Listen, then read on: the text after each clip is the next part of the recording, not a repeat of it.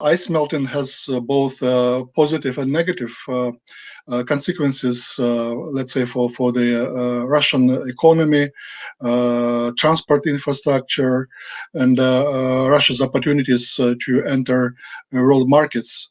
So, on the one hand, the navigation season over the Northern Sea route is expanding. Let's say just a decade ago, it was like about 4 months a year. Now it extended to almost 5 months. Plus, Russia obtained several LNG tankers with ice-breaking capabilities, which can function over the northern route all year round. So, in that sense, that kind of climate change and ice melting is very positive, because access to the hydrocarbons and other mineral resources and bioresources in the Arctic is expanding, not only for Russia, of course, but also for other nations. But on the other hand, it has some negative consequences. For example, because of that, bioresources are changing, and fish is migrating, other polar animals are migrating, and flora and fauna changing in an unpredictable way.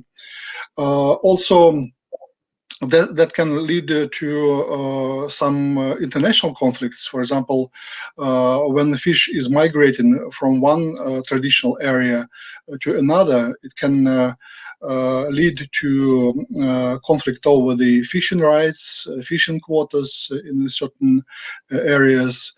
And you should negotiate certain international agreements. Also,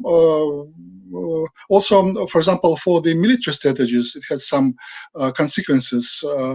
For example, now navies can operate longer in the Arctic region, and for example, Russian military, they perceive that kind of change as a sort of threat for Russia, because, for example, NATO countries, especially the United States, can deploy ballistic missile defense systems to the Barents Sea or Norwegian Sea, and can potentially intercept Russian missiles, strategic missiles going over the northern pole.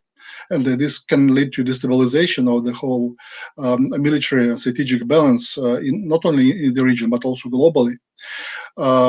Also, the submarines, they cannot operate in all the way.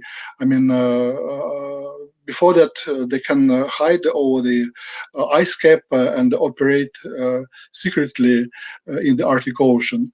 But now, since we don't have ice almost half a year in these areas, they cannot operate secretly anymore, and this can entail some changes, radical changes in the naval strategies and operations. So, I mean, as every fundamental change in the nature or in the society, it has quite complicated results, quite complicated consequences.